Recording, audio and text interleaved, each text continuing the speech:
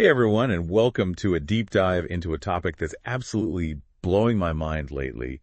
We're going to be talking about these things called muons. Yeah, Muons. And they're honestly like something straight out of Star Trek, but they're completely real. And they're at the forefront of all this crazy quantum technology research. So to guide us on this journey, we have a fascinating essay by Jorgo Schneeppert.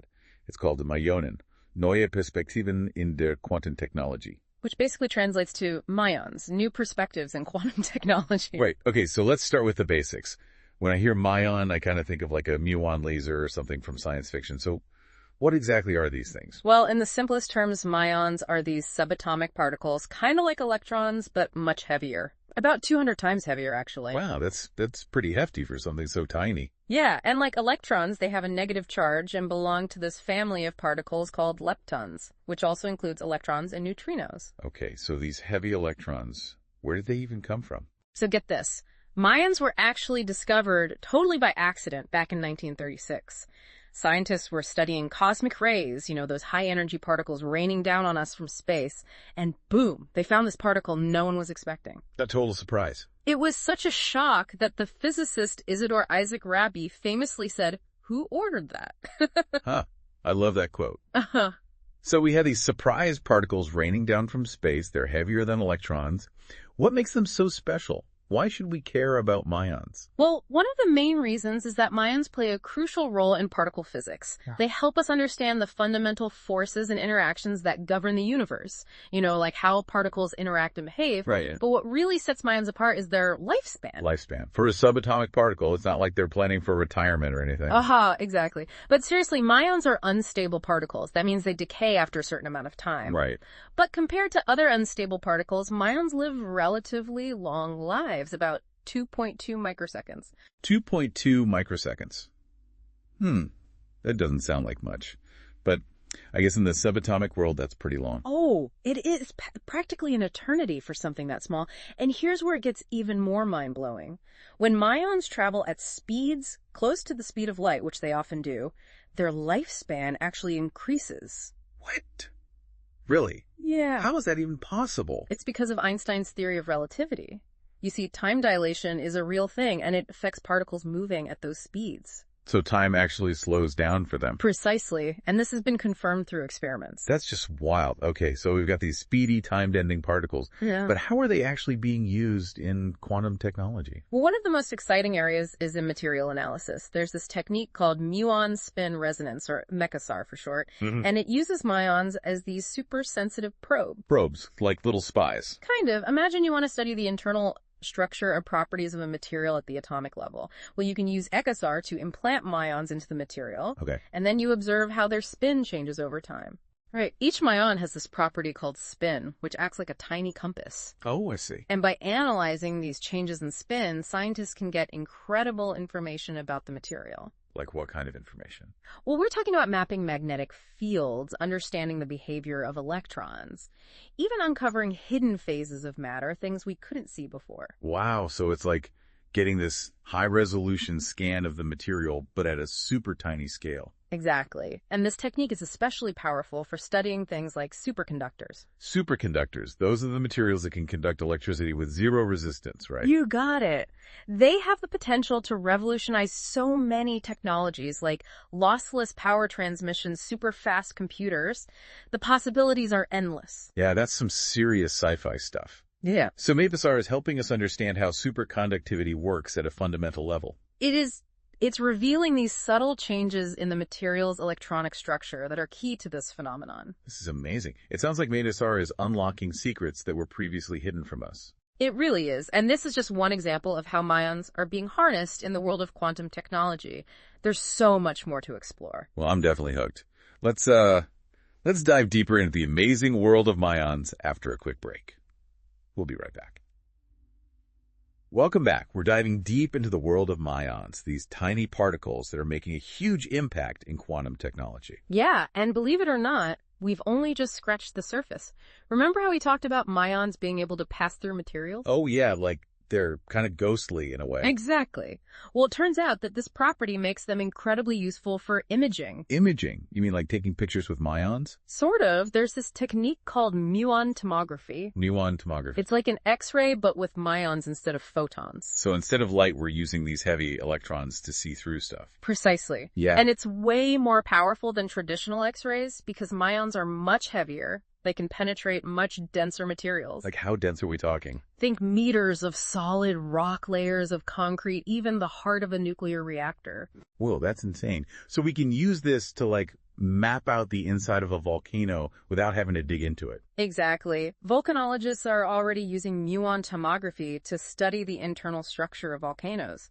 They can map magma chambers and even predict eruptions. That's incredible. It's like having superhuman vision, but with muons. Yeah, it's pretty wild. And the applications go way beyond volcanoes. Like what else can we do with this muon tomography? Well, archaeologists are using it to peer inside ancient pyramids and tombs, uncovering hidden chambers and passageways without having to excavate and potentially damage these delicate structures. That's so cool. No more Indiana Jones-style booby traps, I guess. And in the industrial sector, it's being used to inspect bridges, pipelines, and other critical infrastructure for defects and weaknesses. So it's like a super-powered safety check. Exactly. Muon tomography is becoming an invaluable tool in so many fields. It sounds like a total game changer. But what about those other applications of muons in quantum technology that we talked about? Like what about their potential in quantum computing? Yes, that's where things get really exciting. Remember how we discussed muons having that property called spin? Yeah, like a tiny little compass? Right. Well, it turns out that this spin makes them promising candidates for building quantum bits or qubits. Qubits. Those are the building blocks of quantum computers, right? Got it. But I'm still a little fuzzy on what makes qubits so special compared to the bits in our regular computers. Okay, so traditional computers use bits, which can be either a 0 or a 1. Right? On or off. Makes sense. But qubits can exist in a superposition, which means they can be both 0 and 1 at the same time. Whoa, hold on. So they can be two things at once. Exactly. It's like they're defying the laws of logic. That's pretty mind-bending. It is, and this completely different way of storing and processing information allows quantum computers to tackle problems that are impossible for even the most powerful classical computers. So it's like having a computer that can explore all possible solutions to a problem simultaneously. You got it. And this opens up incredible possibilities in fields like drug discovery, material science, and cryptography. Wow, the potential is huge. But how do muons fit into all of this? Well, with their spin, muons can potentially serve as those qubits. Their spin can be up-down or a superposition of both. I see. But didn't we also say that muons have a short lifespan? Wouldn't that be a problem for quantum computing? It's a good question, and while it's true that muons decay quickly, their lifespan is long enough for certain types of quantum computations, especially when you consider that their lifespan gets extended at relativistic speeds. Right, time slows down for them. Exactly. And scientists are developing techniques to trap and manipulate muons for longer periods, pushing the boundaries of what's possible. So there's a race against time to harness the power of these particles before they disappear. In a way, yes, and there are other challenges too. Generating and controlling muons requires sophisticated equipment and expertise. I can imagine. But the potential rewards are immense. Muon-based quantum computers could be more stable and less susceptible to errors than other types of quantum computers. So that would be a huge breakthrough. Absolutely. It could pave the way for truly groundbreaking advancements. It's fascinating to think that these tiny fleeting particles could be the key to unlocking the next generation of computing. But let's not forget about Yorgo Schnepphat, whose essay sparked this entire discussion. What other insights did he offer about the future of muons in quantum technology? So we've been on this incredible journey with muons, from their accidental discovery to their potential to revolutionize all these fields like material science and archaeology. It's been mind-blowing. Yeah, it really highlights how these tiny particles can have such a huge impact on our understanding of the world. And Schnepphat's essay doesn't stop there. He points out another remarkable application of muons. What was it called again? Quantum sensing. Right, quantum sensing. So remind me, how does that work again? Well, it basically leverages the extreme sensitivity of muons to magnetic fields. Oh, right. We talked about how a muon's spin acts like a tiny compass. Exactly. So by carefully measuring how the spin of a muon changes in a magnetic field, we can get incredibly precise information about that field. So it's like using muons as super-sensitive magnetic detectors. Exactly. And this opens up all sorts of possibilities. Like what? What can we actually do with this quantum sensing? Well, in geophysics, for example, muon-based sensors could help us understand the Earth's magnetic field and its variations, which could lead to better earthquake prediction models. Wow, that would be incredible. They could even be used to map underground mineral deposits or hidden water resources. It's like having an MRI of the Earth itself. Pretty much. And that's just in geophysics. What about other applications? Well, in medicine, muon-based quantum sensing could lead to breakthroughs in medical imaging. Like how?